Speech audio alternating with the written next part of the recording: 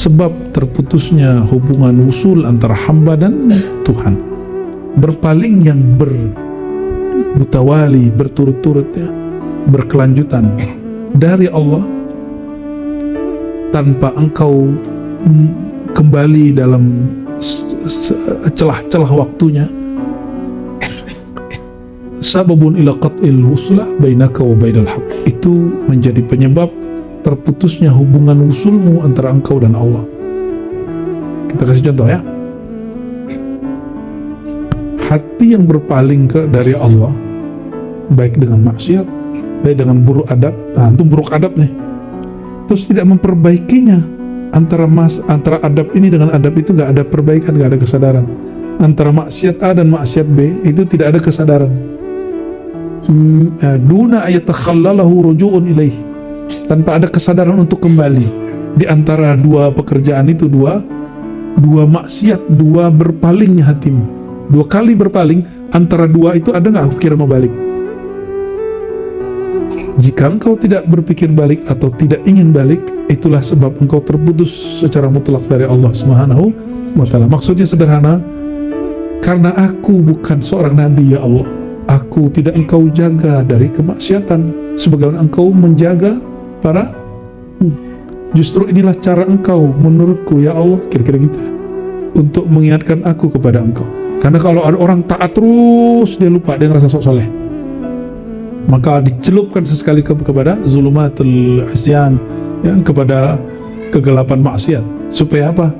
Perasaan kepedeannya itu hilang, ya, kepedean sok sucinya itu hilang. Ini ada orang nggak sanggup menahan kemaksiatan dalam dirinya, ya, akui saja. Ada masa antum nggak sanggup loh nahan maksiat mata, atau maksiat telinga, atau maksiat lisan, atau maksiat kolbu, bahkan maksiat di bawah perut. Ada masa-masa itu, tapi setelah selesai dia muncul penyesalan, dia ingin balik, ya Allah jangan matikan aku dalam maksiat. Doa begitu ya. Apa doanya? Jangan matikan aku dalam maksiat. Betapa hinanya kalau Allah matikan seseorang dalam maksiat ya. Angan-angan itu muncul karena kita cinta dunia, dan cinta dunia itu hanya bisa kalau itu dekat dengan kematian. Itu sebabnya perintah Nabi, zurul kubur, ziarahilah kubur.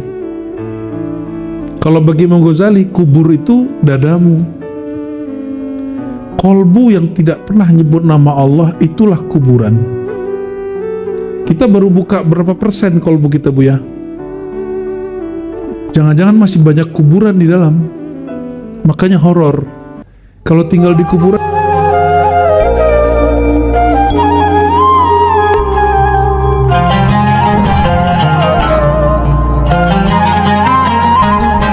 Jadala au mara syekhah. Setiap murid yang menjidal, apa arti menjidal? Mendebat.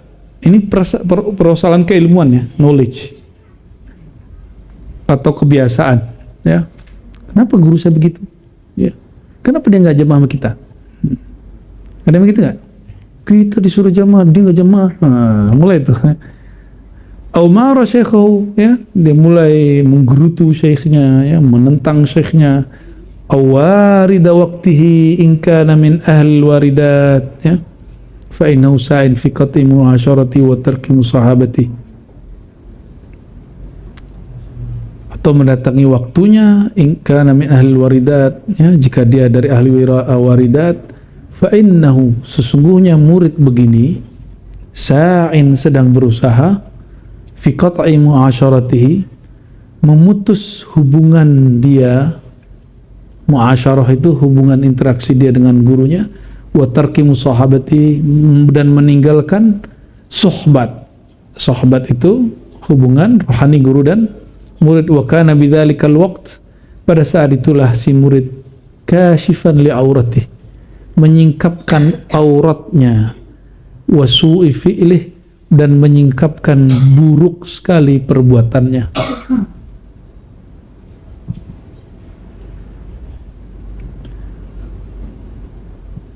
Alhamdulillah saya diuji dengan banyak guru yang yang secara pandang awam itu jelek, tapi ketika bertanya ke dalam kolbu, nggak ada yang jelek.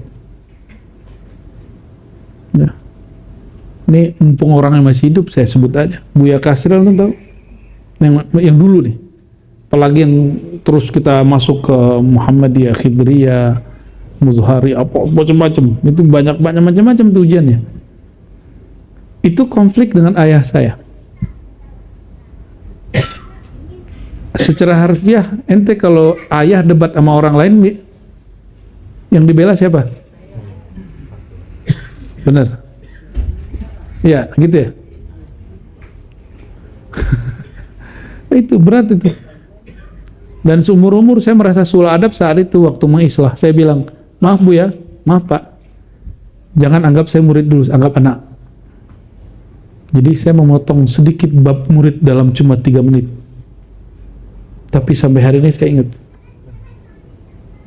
Ya belum maafin. Untuk sekedar mau mengislah. Udah islah. Ternyata Allah nggak mau mereka bergabung lama. Ya. Saya tinggalin nggak guru? Enggak. Saya tinggalin nggak ayah saya? Ya dua-duanya ayah. Ini ayah surau, ini ayah di. Begitulah, nanti berguru ke fulan lagi, ada lagi ujiannya, berguru, begitu terus. Ya.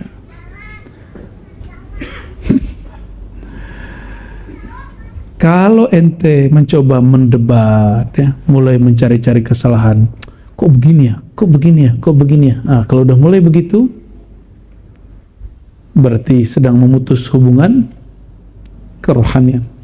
Dan itu konflik mereka bukan urusan thariqah loh. Itu urusan khidmat ke surau.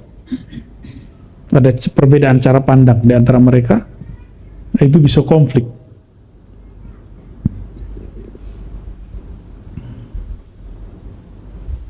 Sebabnya qat'il wuslah bainal abdi wa rabbih.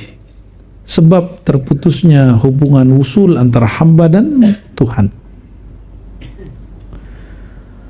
Qala al-i'rad al-mutawali 'anillahi tabaraka wa ta'ala duna an yatakhallalahu ruju'un ilaihi subhanahu wa ta'ala sababun ila qat'il waslah atau wuslah bainaka wa bainal haqq.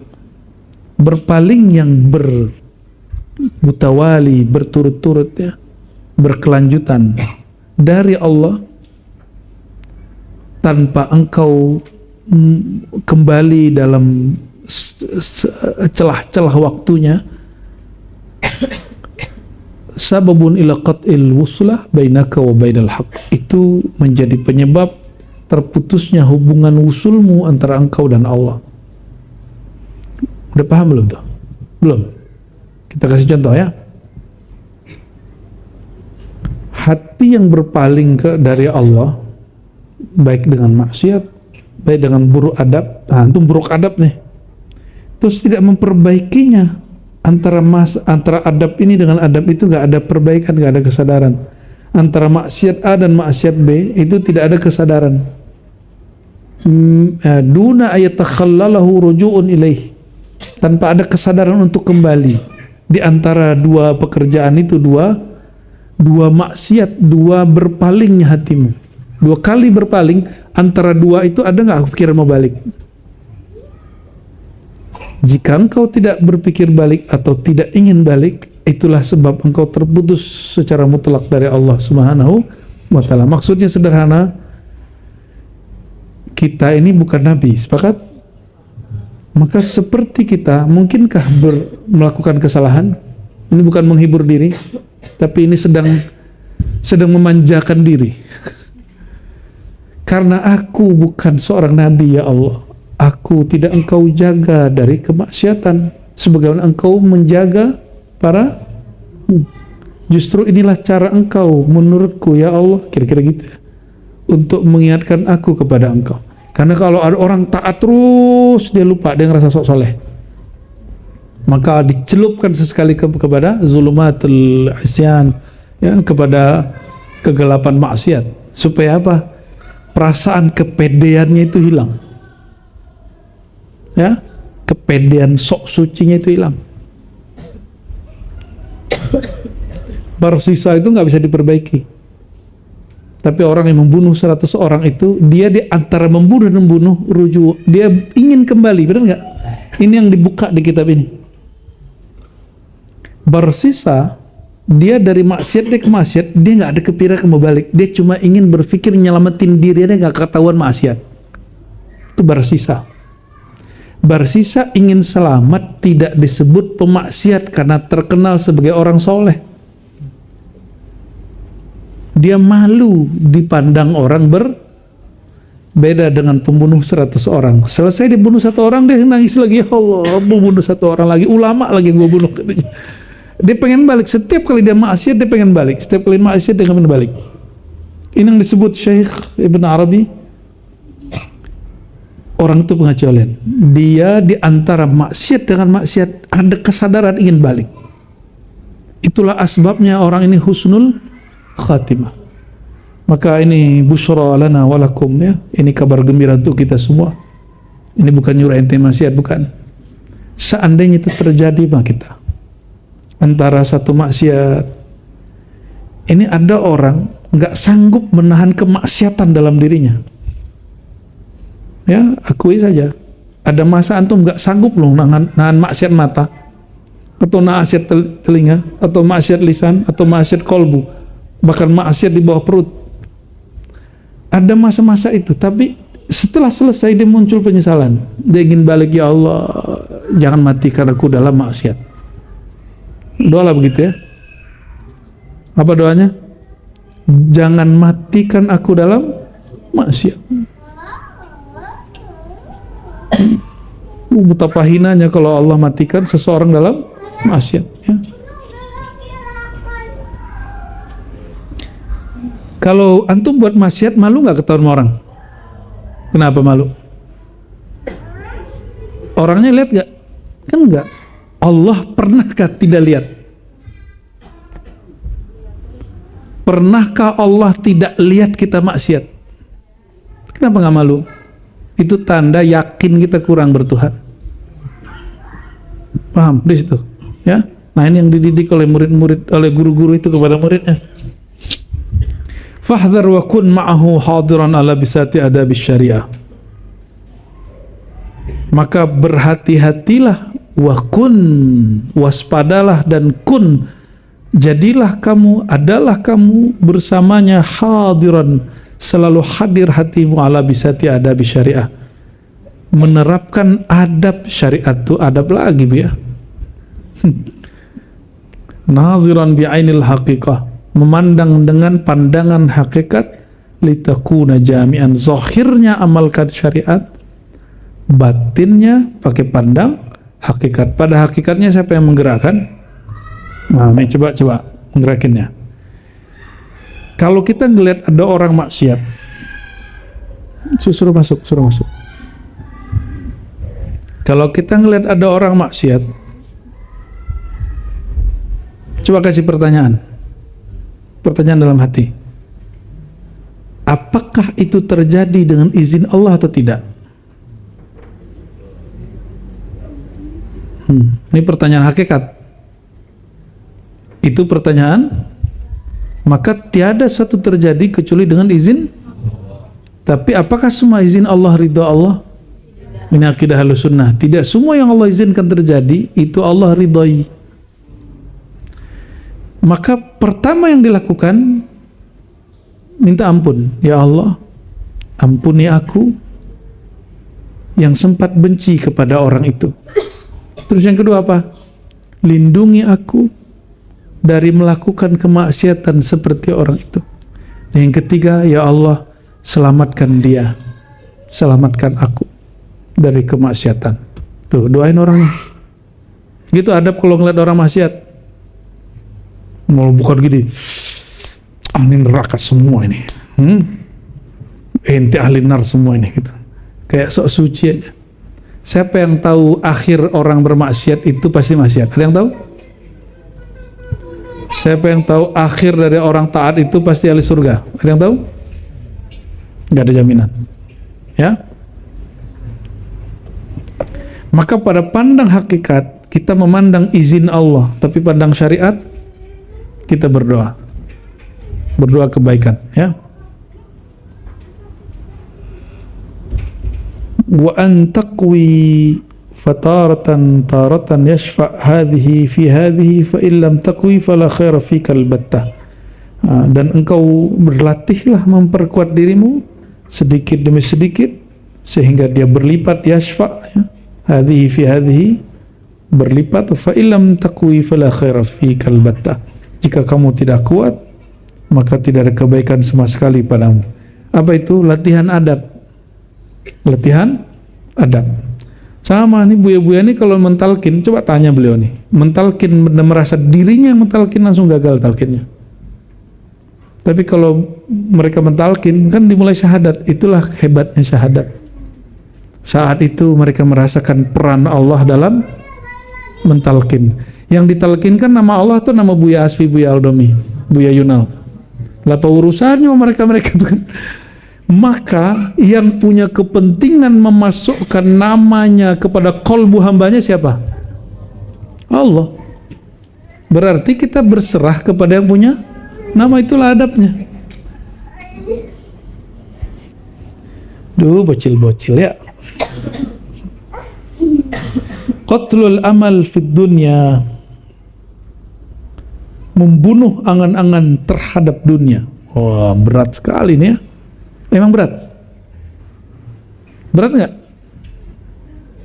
Berat kalau ada cinta dunia. Kalau nggak ada cinta mah gampang.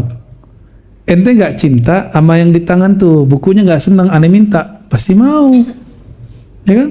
Tapi kalau cinta, tar dulu kan gitu. Ada orang minta duit sama kita nggak cinta duit pasti ngasih. Tapi kalau senang sama duit, ngasih 2.000 aja, suzonnya sampai 20.000. Ini pasti dipakai bikin narkoba nih, ngasih 2.000 nuduh orang narkobaan. Allahu Akbar ya. Apalagi ngasih tukang parkir ya kan, walaupun secara undang-undang mereka ada urusan dengan pemerintah ya kan, nggak ilegal semua kan itu, tapi adab hakikat nih. Saya bukan lagi membela tukang parkir loh ya. Mereka itu kan juga nyari kesempatan karena pekerjaan itu kurang.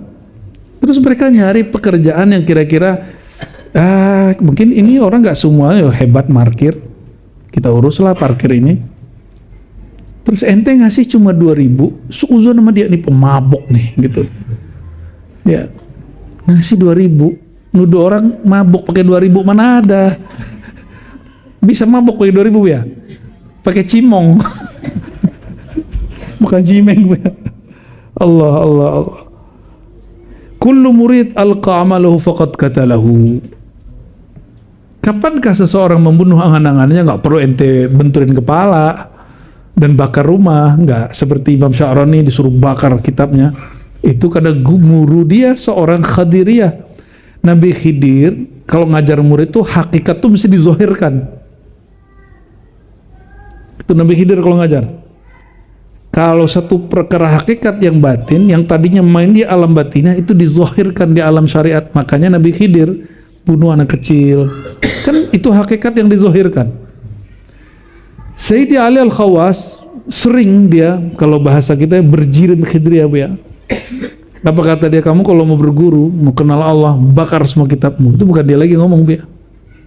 Udah minjam kalam-kalam khadiriyah itu. Padahal buku satu kitab itu bisa bikin satu rumah.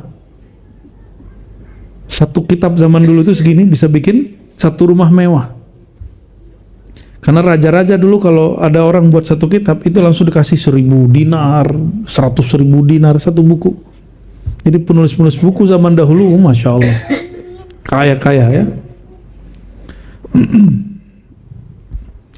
Kullu murid, setiap murid alqa amalahu, yang melempar, membuang angan-angannya, faqad qatalahu, dia telah membunuh angan-angan.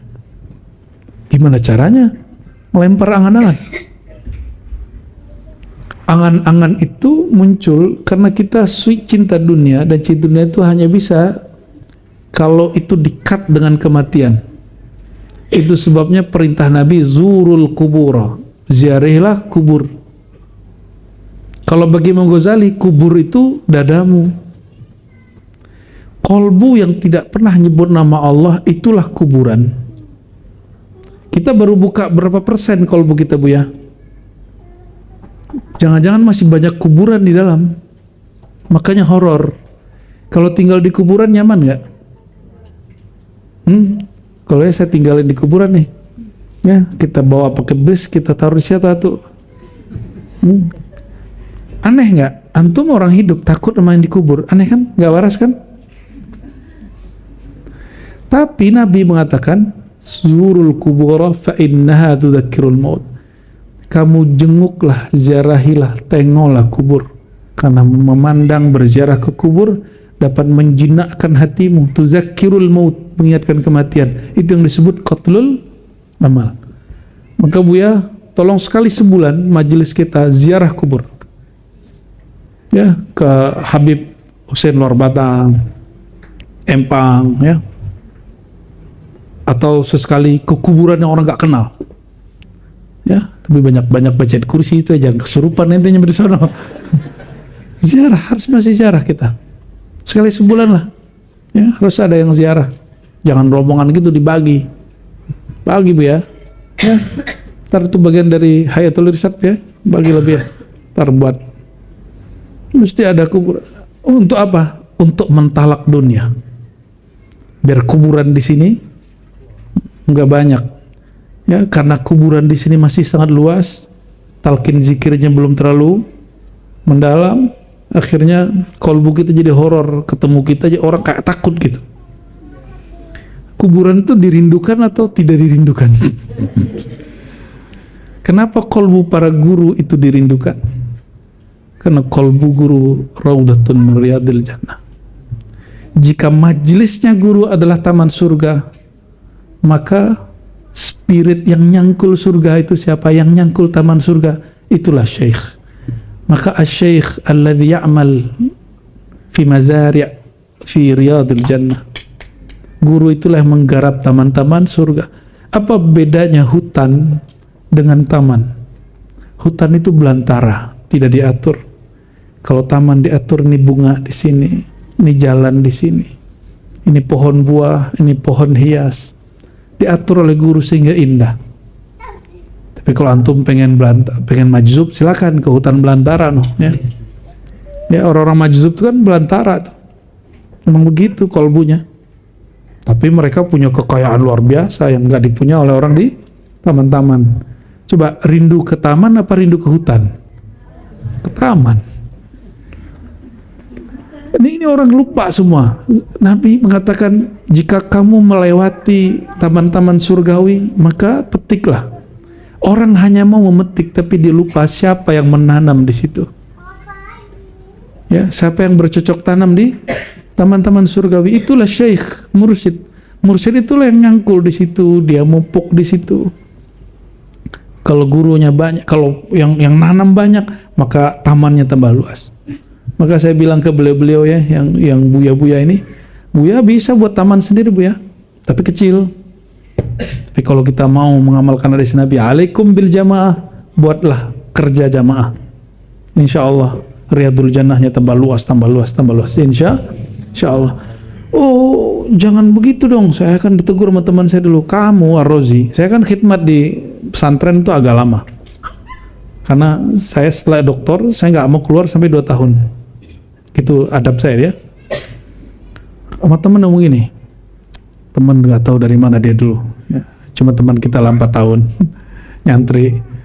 Ente di kalangan singa tetap aja bukan raja, jadi sesama singa nggak keren, keluar. Dia bilang gitu, gaya bener kan, dimotivator tuh dia.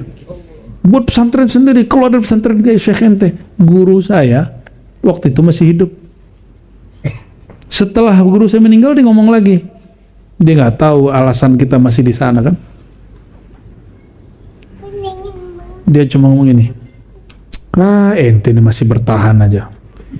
Ya, kalau ada domba, dia sendiri, dia keluar dari tempat singa, dia jadi raja loh katanya. Tuh, kayak gitu ngomongnya. Jadi dia selalu analognya kepada singa turun ke domba. Oke, coba antum perhatiin. Berarti tidak semua orang bikin pesantren itu karena Allah. Banyak orang bikin pesantren, zawiyah, surau, majelis zikir, majelis tarekat, majelis salawat, bukan karena ingin membesarkan Allah, tapi ingin membesarkan dirinya, aku. Ya, ini yang kemudian disebut oleh beliau, ya, qatlul amal. Ini al-amal, angan-angan itu yang paling bahaya. Maka beliau katakan, kullu murid alqa amaluhu faqad katalah. Angan-angan antum ingin masyhur, ingin terkenal, ingin jadi mursyid atau atunya, ingin jadi apa, itu dihajar. Qatalah. Dan akullak satakun min as'adin nas wa afrahihim wa as'adihim, ya, wa aktsarihim talazzuzan bihadhil hayah. Jadi orang yang nggak punya obsesi begitu-begitu, batin dia tuh bahagia. Ya. Saya terganggu tuh, abis teman saya ngomong gitu, ya juga ya, gue di sini jadi guru-guru aja ya. Tapi orang lupa, ruhul ma'had itu ada pada guru, benar nggak? Coba ruh ente kelihatan nggak? Ruh itu nggak perlu kelihatan. Yang perlu kelihatan tuh pergerakan kita yang perlu kelihatan oleh Allah Subhanahu wa Ta'ala. Ya, doain kami ini supaya tetap ikhlas, ya. Ya, semoga apapun konflik, apapun ujian yang kami hadapi, tetap Allah jaga, ya. Amin ya rabbal alamin. Ini udahan pelanjut. Wa man qatala amalu fid dunya wajadahu kamilan nash'ah hasanal hay'ah fid daril akhirah. Siapa yang telah membunuh angan-angannya mencintai dunia. Tadi dunia apa aja tadi? Ya, kalau dunia itu saya bagi dua aja. Materi, imateri. Materi, duit, rumah, kendaraan, pengikut. Imateri, popularitas, dicintai orang. Maka orang-orang seperti ini yang disebut jadi figur, takut kalau dibenci orang. Maka dia perlu membuat pencitraan supaya dia tidak dibenci orang. Karena Tuhan dia bukan Allah, Tuhan dia adalah fansnya. Nauzubillah summa na'udzubillah, ya. Kalau bab ini insya Allah beliau prosesnya sudah selesai lah, ya. Tapi kan kita nggak tahu lah ke depan gimana. Kita berdoa saja semoga Allah bantu semua. Amin ya rabbal. Kalau berhasil begini, wajadahu kamilan nasya'ah, dia akan mendapati dirinya berkembang sempurna, ya, hasanal hay'ah fid daril akhirah, dan kondisinya sangat ideal di negeri akhirat. Yusarru bihi hina yahzan bihi man ja'alahu fid dunya imaman fattaba'ahu. Hal-hal yang orang sedih dia senang biasa aja, ya. Coba ente mau ke Yaman nih, pengen dapat LC, mau ke Al-Azhar pengen dapat LC, Bu, ya. Ya, di sini dapat LC, Bu, ya. Ya, mau ke luar negeri pengen dapat gelar PhD gitu. Ya, ntar juga kejar-kejar di Ciputat, ya kan, kena macet lagi. Ya. Kayaknya gengsi gitu, ya. Jadi kalau antum sudah mentalak dunia, orang sedih karena kehilangan itu, dia nggak sedih. Stres karena dikata-katain urusan dunia, dia biasa aja. Ya, habis ini masih suka stres nggak nih? Kalau lupa ngaji ini lagi, ya. Insya Allah, ya. Insya Allah urusan apa aja biasa aja. Itu angan-angan dunia kita. Maka jangan terlalu perfeksionis dalam hidup.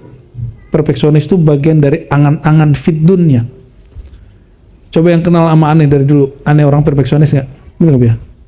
Dulu yang pernah jadi mahasiswa, yang makalahnya terbang beberapa kali gitu. Karena guru kita ada separuh perfeksionis, ya. Kalau kita salah nulis sedikit dirobek sama dia, apalah ini kata gitu. Ya, masih mending tuh agak berkurang, ya. Nah, ada yang hilang tuh, nggak mau nemuin kita sama sekali. Baik, satu lagi atau dua lagi.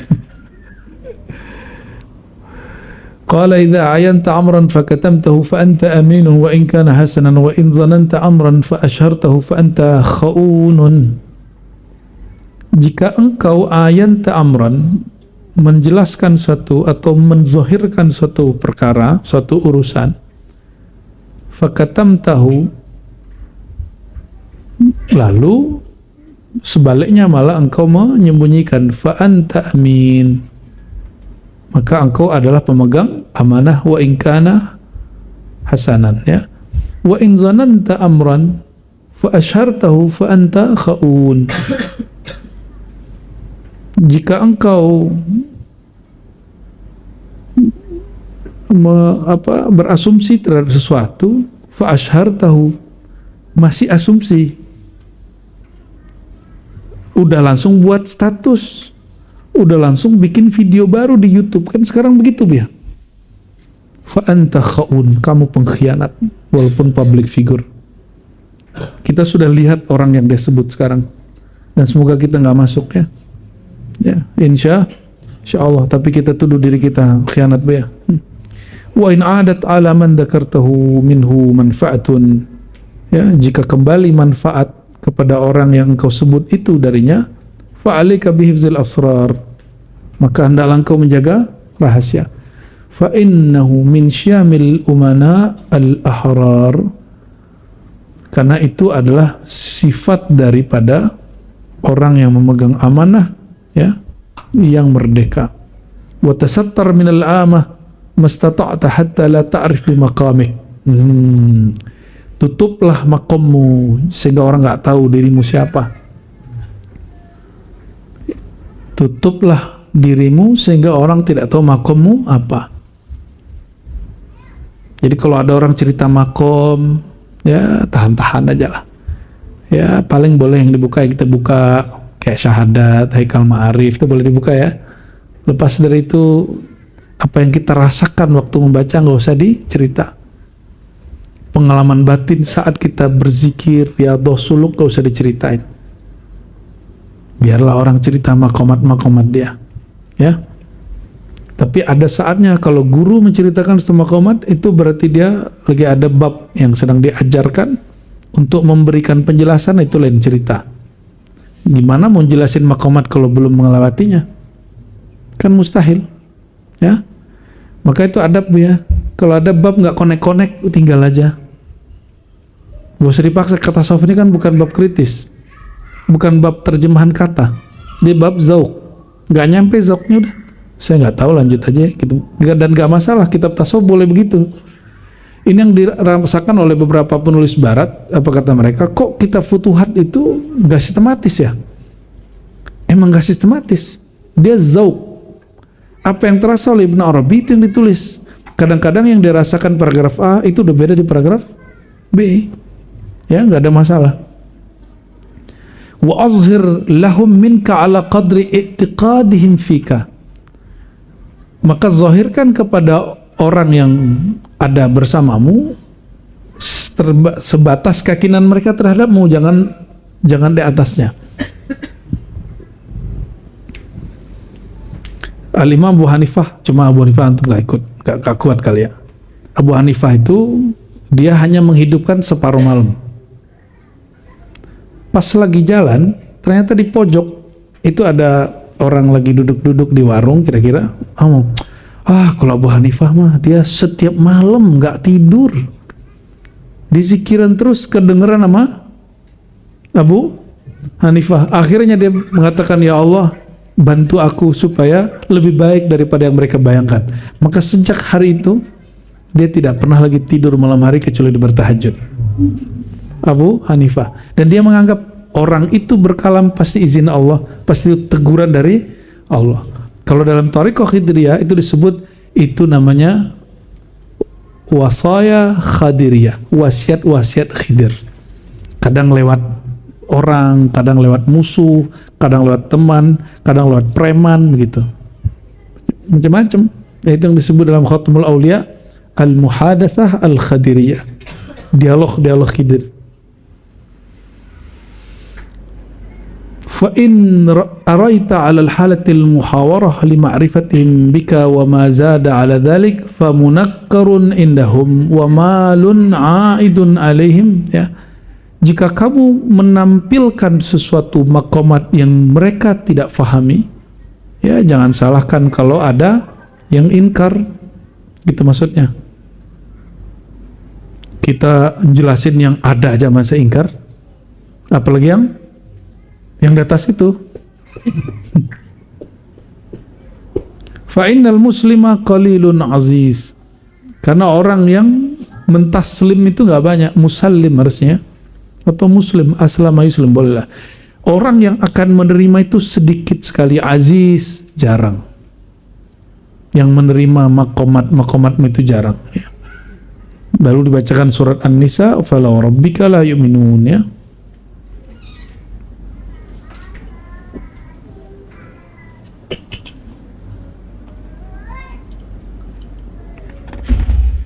Ya, barangkali itu teman-teman semua. Oh, ini kita loncat dikit, mau nggak? Biar cepat usulnya. Mau cepat usul? Loncat dikit lah, halaman 40. Sabab futuh, sebab dibukakannya pintu ma'rifat bagi murid. Mau? Emang antum doang yang mau, kita juga mau. Kullu murid yu'ashirul adad fahuwa fi idbar. Ini kaidah.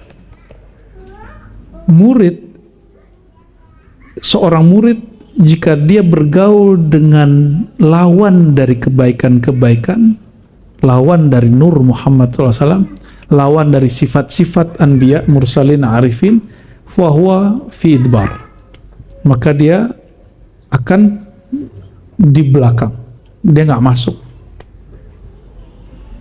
tertolak maksudnya. Fa in asharul amsal fahuwa fi ghaflah. Jika kamu hanya berkawan dengan orang yang satu makom, bertemannya sama ya satu tabiat, fahuwa fi ghaflah, nanti kamu asik dengan kebiasaan sesamamu, disebut ghaflah, kamu akan lalai. Coba sesama suka main PS, ente main PS. Sesama suka buka WA, baru duduk bukannya ngobrol maka WA. Sesama penikmat YouTube, baru duduk sudah nonton pasang telinga, udah gak denger lagi siapa-siapa. Fi ghaflah, kamu akan ya. Fa in ashara nafsahu fahuwa fi hairah. Jika dia hanya berinteraksi dengan dirinya sendiri, maka dia akan mengalami kebingungan yang tidak ada ujungnya. Wa in ashara rabbahu fahuwa fil hijab. Siapa yang beramusyarah langsung kepada Tuhannya, maka dia akan terkena hijab, terbakar hijab. Itu yang orang gila hakikat dia. Yang muasyarah langsung ke Tuhan. Ya, langsung dia kemudian, ini mah Tuhan ya Allah nih. Ya, jangan juga langsung. Wa in asyara syaikhahu futihat lahul abwab. Tapi jika dia berinteraksi, bersohbat, berkhidmat, berguru kepada syaikh mursyidnya, futihat lahul abwab, Allah akan bukakan pintu hadrah ilahiyah. Gimana? Wa yussirat lahul asbab, maka asbab untuk sampai ke usul kepada Allah, Allah mudahkan. Kalau belum berguru, zikir 1000 berat gak? Setelah berguru, Buya Aldomi bilang zikir 1000, langsung dikerjain malam ini. Betul gak? Dan sekarang semua talqin ke beliau bertiga ya. Jadi jangan minta ke saya lagi. Semua talqin sekarang diribat ke Buya Aldomi, Buya Asfi, Buya Yunau, ya. Kecuali saya lagi mampir gitu ya, menemani beliau mentalkin. Ya, harus bagi-bagi tugas. Karena tugas kita banyak sekali. Ada bab talqin, ada bab ta'lim, ada bab ta'rif, ada khidmat, ada macam-macam. Ya. Dan ya kita lama megang itu semua. Saya sendiri aja megang itu semua tuh. Mulai dari bab dakwahnya, ta'limnya, talqinnya, khidmat, semua kita sendiri. Masya Allah ya. ya. Kayak gitu juga masih disebut sesat Bu ya, alhamdulillah. Alhamdulillah itu. Wa tajalla lahu ismuhul wahhab. Kalau orang mau berguru, dia tundukkan egonya, dia berguru, maka Allah bertajalli kepadanya dengan namanya Wahhab. Apa arti Wahhab?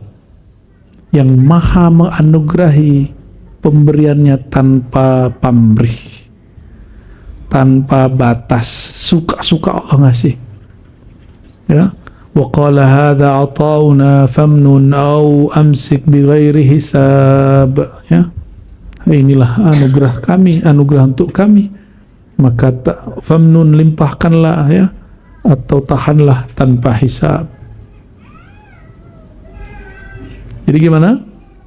Tetap berkawan dengan kawan, tapi kawan yang sudah seirama ya. Jangan juga kemudian memandang diri ya, stres. Jangan terlalu membawakan diri kalau berkawan. Ya, itu ego.